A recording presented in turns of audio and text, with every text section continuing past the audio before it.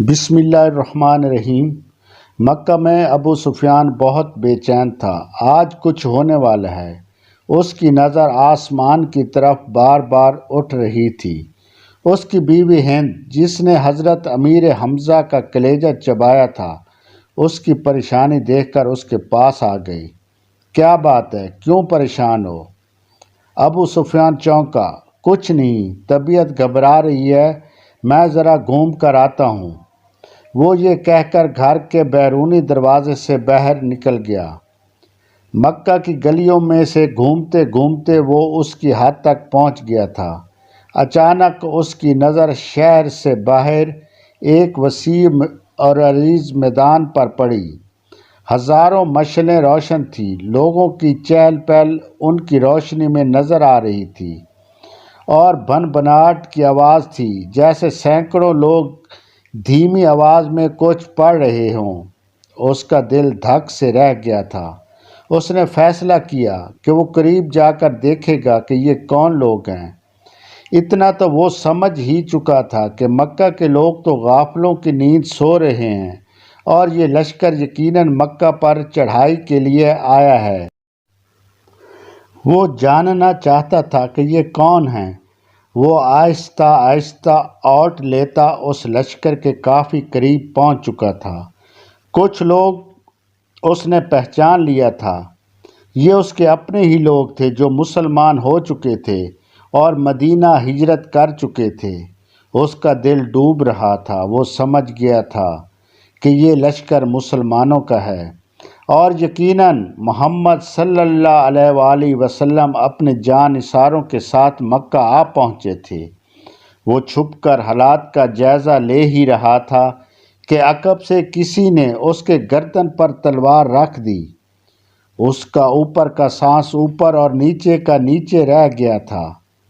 لشکر کے پہرے داروں نے اسے پکڑ لیا تھا، اور اب اسے بارگاہ محمد صلی اللہ علیہ وآلہ وسلم میں لے جا رہے تھے۔ اس کا ایک ایک قدم کئی من کا ہو چکا تھا۔ ہر قدم پر اسے اپنے کرتوت یاد آ رہے تھے۔ جنگ بدر، جنگ احد، جنگ خندق، جنگ خیبر، سب اس کی آنکھوں کے سامنے ناچ رہی تھی۔ اسے یاد آ رہا تھا کہ اسے کیسے سرداران مکہ کو اکٹھا کیا تھا، محمد صلی اللہ علیہ وآلہ وسلم کو قتل کرنے کے لیے کیسے نجاشی کے دربار میں جا کر تقریر کی تھی، یہ مسلمان ہمارے غلام اور باغی ہیں، ان کو ہمیں واپس دو۔ کیسے اس کی بیوی ہندہ نے امیر حمزہ رضی اللہ تعالی عنہ کو اپنے غلام حبشی کے ذریعے شہید کروا کر ان کا سینہ چاک کر کے ان کا کلیجہ نکال کر چبایا، اور ناک اور کان کاٹ کر گلے میں ہار بنا کر ڈالے تھے، اور اب اسے اسی محمد صلی اللہ علیہ وآلہ وسلم کے سامنے پیش کیا جا رہا تھا۔ اسے یقین تھا کہ اس کی روایات کے مطابق اسے جیسے ہی دہشت گرد کو فوراً تیگ کر دیا جائے گا۔ ادھر بارگاہ رحمت للعالمین صلی اللہ علیہ وآلہ وسلم میں اصحاب رضی اللہ تعالی عنہ جمع تھے، اور صبح کے اقدامات کے بارے میں مشاورت چل رہی تھی کہ کسی نے آ کر ابو سفیان کی گرفتاری کی خبر دے دی۔ اللہ اکبر! خیمہ میں نعرہ تکبیر بلند ہوا۔ ابو سفیان کی گرفتاری ایک بہت بڑی خبر اور کامیابی تھی۔ خیمہ میں موجود عمر ابن خطاب اٹھ کر کھڑے ہوئے اور تلوار کو میان سے نکال کر انتہائی جوش کے عالم میں بولے، اس بدبخت کو قتل کر دینا چاہیے، شروع سے سارے فساد کی جڑ یہی رہا ہے۔ چہرہ مبارک رحمت للعالمین صلی اللہ علیہ وآلہ وسلم پر تبسم نمودار ہوا، اور ان کی دلوں میں اترتی ہوئی آواز گونجی، بیٹھ جاؤ عمر، اسے آنے دو۔ عمر ابن خطاب آنکھوں میں غیظ لیے حکم رسول اللہ کے اطاعت میں بیٹھ تو گئے، لیکن ان کے چہرے کی سرخی بتا رہی تھی کہ ان کا بس چلتا تو ابو سفیان کے ٹکڑے کر ڈالتے۔ اتنے میں پہرے داروں نے بارگاہ رسالت میں حاضر ہونے کی اجازت چاہی۔ اجازت ملنے پر ابو سفیان کو رحمت للعالمین کے سامنے اس حال میں پیش کیا گیا کہ اس کے ہاتھ اس کے عمامے سے اس کے پشت پر بندھے ہوئے تھے۔ چہرے کی رنگت پیلی پڑ چکی تھی اور اس کی آنکھوں میں موت کے سائے لہرا رہے تھے۔ لب ہائے رسالت مآب صلی اللہ علیہ وآلہ وسلم اور اصحاب رضی اللہ تعالیٰ عنہ نے ایک عجیب جملہ سنا، اس کے ہاتھ کھول دو اور اس کو پانی پلاؤ، بیٹھ جاؤ ابو سفیان۔ ابو سفیان ہارے ہوئے جواری کی طرح گرنے کے انداز میں خیمہ کے فرش پر بچھے قالین پر بیٹھ گیا۔ پانی پی کر اس کو کچھ حوصلہ ہوا تو نظر آیا کہ خیمہ میں موجود لوگوں کی طرف دیکھا اور عمر ابن خطاب کی آنکھوں میں غصے سے سرخ تھی۔ ابو بکر ابن قحافہ کی آنکھوں میں اس کے لیے افسوس کا تاثر تھا۔ عثمان بن عفان کے چہرے پر عزیز داری کے ہمدردی اور افسوس کا ملا جلا تاثر تھا۔ علی ابن ابو طالب کا چہرہ سپاٹ تھا۔ اسی طرح باقی تمام اصحاب کے چہروں کو دیکھتا اور اس کی نظر محمد صلی اللہ علیہ وسلم کے چہرے مبارک پر آ کر ٹھہر گئی، جہاں جلالت و رحمت کے خوبصورت امتزاج کے ساتھ کائنات کی خوبصورت ترین مسکراہٹ تھی۔ کہو ابو سفیان کیسے آنا ہوا؟ ابو سفیان کے گلے میں جیسے آواز ہی نہیں رہی تھی۔ بہت ہمت کر کے بولا، میں اسلام قبول کرنا چاہتا ہوں۔ عمر ابن خطاب ایک بار پھر اٹھ کھڑے ہوئے۔ یا رسول اللہ، یہ شخص مکاری کر رہا ہے، جان بچانے کے لیے اسلام قبول کرنا چاہتا ہے۔ مجھے اجازت دیجیے میں آج اس کے دشمن ازلی کا خاتمہ کر ہی دوں۔ ان کے منہ سے کف جاری تھا۔ بیٹھ جاؤ عمر، رسالت مآب نے نرمی سے پھر فرمایا۔ بولو ابو سفیان، کیا تم واقعی اسلام قبول کرنا چاہتے ہو؟ جی یا رسول اللہ صلی اللہ علیہ وآلہ وسلم، میں اسلام قبول کرنا چاہتا ہوں۔ میں سمجھ گیا ہوں کہ آپ اور آپ کا دین بھی سچا ہے اور آپ کا خدا بھی سچا ہے۔ اس کا وعدہ پورا ہوا۔ میں جان گیا ہوں کہ صبح مکہ کو فتح ہونے سے کوئی نہیں بچا سکے گا۔ چہرہ رسالت مآب پر مسکراہٹ پھیلی۔ ٹھیک ہے ابو سفیان، تو میں تمہیں اسلام قبول کرنے کی دعوت دیتا ہوں۔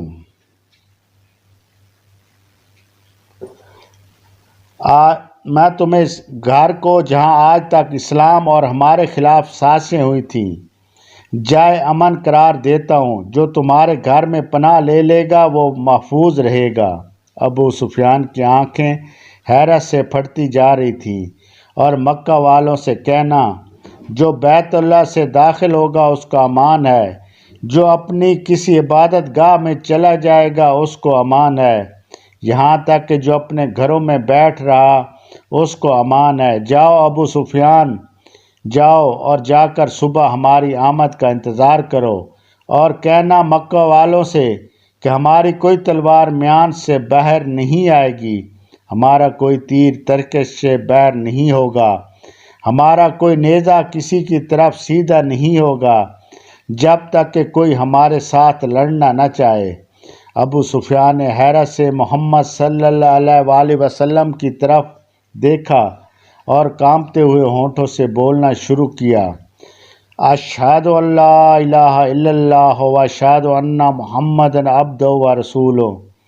سب سے پہلے عمر ابن خطاب آگے بڑھے اور ابو سفیان کو گلے سے لگایا۔ مرحبا اے ابو سفیان، اب سے تم ہمارے دینی بھائی ہو گئے، تمہاری جان مال ہمارے اوپر ویسے ہی حرام ہو گیا جیسا کہ ہر مسلمان کا دوسرے پر حرام ہے۔ تم کو مبارک ہو کہ تمہاری پچھلی ساری خطائیں معاف کر دی گئیں اور اللہ تبارک و تعالیٰ تمہارے پچھلے گناہ معاف فرمائے۔ ابو سفیان حیرت سے خطاب کے بیٹے کو دیکھ رہا تھا۔ یہ وہی تھا کہ چند لمحے پہلے جس کی آنکھوں میں اس کے لیے شدید نفرت اور غصہ تھا اور جو اس کی جان لینا چاہتا تھا، اب وہی اس کو گلے سے لگا کر بھائی بول رہا تھا۔ یہ کیسا دین ہے؟ یہ کیسے لوگ ہیں؟ سب سے گلے مل کر اور رسول اللہ صلی اللہ علیہ وسلم کے ہاتھوں پر بوسہ دے کر ابو سفیان خیمہ سے باہر آ گیا۔ وہ دہشت گرد ابو سفیان جس کے شر سے مسلمان آج تک تنگ تھے، انہی کے درمیان سے سلامتی سے گزرتا ہوا جا رہا تھا۔ جہاں سے گزرتا اسے اس اسلامی لشکر کا ہر فرد، ہر جنگجو، ہر سپاہی جو تھوڑی دیر پہلے اس کی جان کے دشمن تھے، اب آگے بڑھ بڑھ کر اس سے مصافحہ کر رہے تھے، اسے مبارکباد دے رہے تھے، خوش آمدید کہہ رہے تھے۔ اگلے دن مکہ شہر کی حد پر جو لوگ کھڑے تھے ان میں سے سب سے نمایاں ابو سفیان تھا۔ مسلمانوں کا لشکر مکہ میں داخل ہو چکا تھا۔ کسی ایک تلوار، کسی ایک نیزے کی انی، کسی ایک تیر کی نوک پر خون کا ایک قطرہ بھی نہیں تھا۔ لشکر اسلام کو ہدایات مل چکی تھی، کسی کے گھر میں داخل مت ہونا، کسی کی عبادت گاہ کو نقصان مت پہنچانا، کسی کا پیچھا مت کرنا، عورتوں اور بچوں پر ہاتھ نہ اٹھانا، کسی کا مال نہ لوٹنا۔ بلال حبشی آگے آگے اعلان کرتا جا رہا تھا، مکہ والو، رسول اللہ صلی اللہ علیہ وسلم کی طرف سے آج تم سب کے لیے عام معافی کا اعلان ہے۔ کسی سے اس کے سابقہ اعمال کی بات پرس نہیں کی جائے گی۔ جو اسلام قبول کرنا چاہے وہ کر سکتا ہے، جو نہ کرنا چاہے وہ اپنے سابقہ دین پر رہ سکتا ہے۔ سب کو ان کے مذہب کے مطابق عبادت کی کھلی اجازت ہوگی۔ صرف مسجد الحرام اور اس کی حدود کے اندر بت پرستی کی اجازت نہیں ہوگی۔ کسی کا ذریعہ معاش چھینا نہیں جائے گا، کسی کو اس کی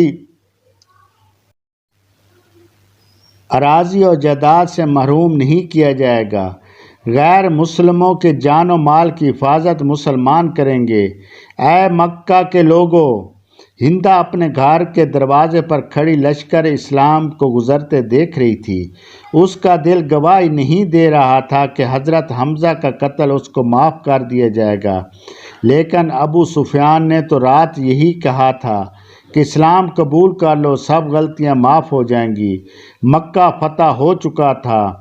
بنا ظلم و تشدد، بنا خون بہائے، بنا تیر و تلوار چلائے، لوگ جوک در جوک اس آفاقی مذہب کو اختیار کرنے اور اللہ کی توحید اور رسول اللہ صلی اللہ علیہ وسلم کی رسالت کے اقرار کرنے مسجد الحرام کے صحن میں جمع ہو رہے تھے، اور تبھی مکہ والوں نے دیکھا اس ہجوم میں ہندہ بھی شامل تھی۔ یہ ہوا کرتا تھا اسلام، یہی تھی اس کی تعلیمات، یہ سکھایا تھا میرے رسول صلی اللہ علیہ وسلم نے۔ دوستو، اگر آپ کو میری یہ ویڈیو اچھی لگی ہو تو پلیز اس کو لائک اور شیئر ضرور کر دینا۔ آپ کا بھائی اجمل ملک، اللہ حافظ۔